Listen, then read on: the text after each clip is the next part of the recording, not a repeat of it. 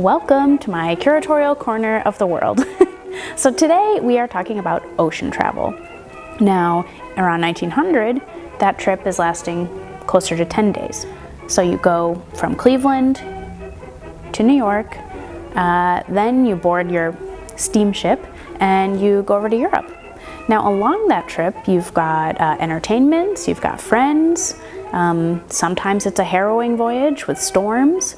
Sometimes you're seasick the whole time. But it is very different, and I like to try to imagine what it would have been like to ride one of those ships. And luckily, Clevelanders documented their trips. They took photos, they wrote letters, they kept diaries, they saved, material from the ship, and so we're going to check some of that out today. Okay, so here we are with some of the material from our research library. Just a sort of curatorial conservation sort of note. You'll notice I'm not wearing gloves. Make sure to wash my hands. These are very delicate materials, and so sometimes, as long as you've got clean hands, you're gonna do a better job of feeling when something might tear or break if you're not wearing gloves. Okay, so here's a good look at that diagram, and this is kind of fun because you have your second class bath, your ladies' bath, ladies' room, gentleman's bath, your barber on ship. Here is the room where the apprentice women stayed. Second class entrance. So it does start to tell you a little bit more about the ship. So here we've got some illustrations of the big steamers. Express steamer. Here we've got the main saloon, so you walk down those big stairs into that main saloon. I mean, this is just, crazy paneled ceilings, beautiful metalwork. The ladies' saloon, so men and women have their own spaces aboard the ship. Your music room for the first class passengers, of course. Here's your smoking room, which, I don't know, I imagine that was sort of for men. Your main saloon in the second cabin.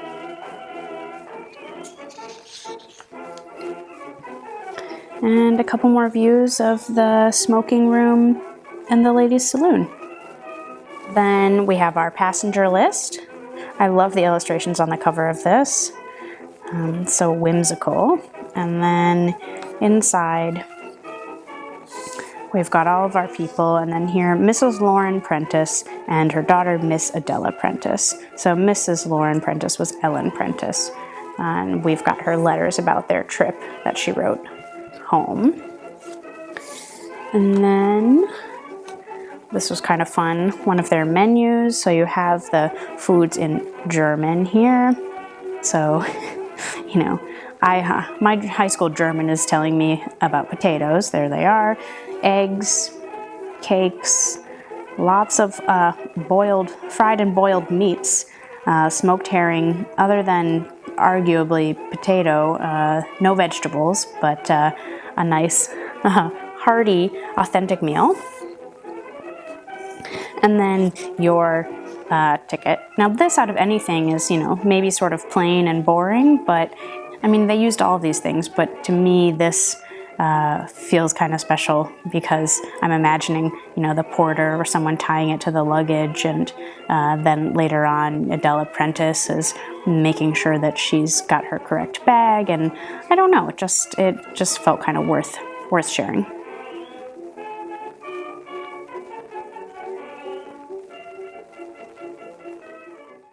We are here on the Victory Cruise, and I'm with John. John, can you introduce yourself briefly to our viewers? Yeah, so hi, John Wagner, President and CEO of American Queen Steamboat Company and Victory Cruise Lines. Glad to be here in Cleveland. Thanks for interviewing me, Patty. Thanks for having us. So we wanted to compare what you could do as a Clevelander today to what Adela Prentice was doing in 1900.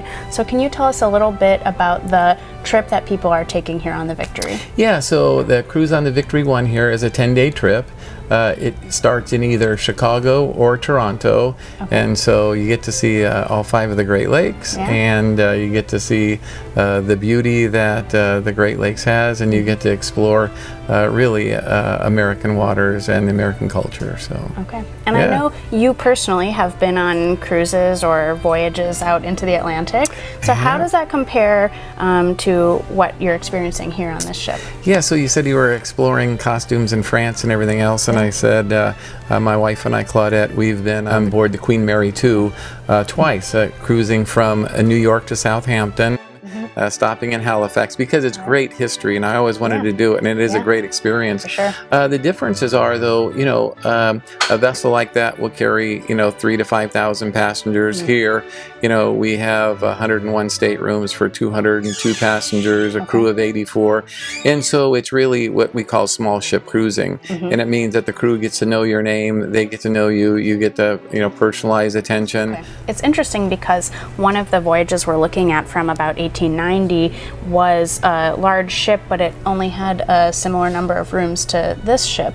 So Ellen and Adela Prentice are two Cleveland women who were taking that voyage. They saved all of their travel materials. Right. One of the things they kept was a passenger list. Yes. Is that something that your passengers have today? No, it's not. As you know, with social media and with everybody's privacy laws, it's a little different. we can't give that out even if you come up to the purser's desk and say, oh, can I get Mr. Wagner's room number? Right. And the interesting thing is, I think guests find passengers that have what I'll call similar travel habits. Okay. And we've seen that where, guests will like each other and they'll say, hey, we're talking about going on the Columbia River on the American Empress next year. How would you guys like to go? And we'd like to go on this trip because it's fun traveling with you. We had a good time. So guests really get to know each other, which is great. You offer old world luxury. Yes. So what do you consider the most luxurious space on the ship? Yeah, so I think the spot that we're in right now, our showroom was one of the most luxurious. You look at the chandeliers,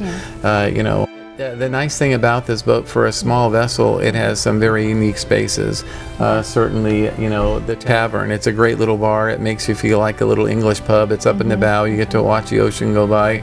The dining room, you'll see, is very nice. The grill up in the upper deck where you can sit at, basically you're sitting in the stern of the vessel, but it's all glass, and you get to watch everything go by. So, yeah, for a small boat, it's got a lot of great spaces. And because you're the Historical Society, I know when you came up, you looked at it and you said, well, that boat there was designed after a 1900 era steamship, wasn't it? It's got, the plum hull, just the styling of it. So these two boats, the Victory 1 and Victory 2, were designed just for this reason, to steam on the Great Lakes as a 1900 era type steamship. And so it goes exactly with our history of the history on the rivers with the American Queen, which is, the largest, most opulent, paddle wheel ever built. It's in the Guinness Book of World Records, a real steam engine, real paddle wheel boat. So great. Well, thanks so much for having us today. Yeah, thank you.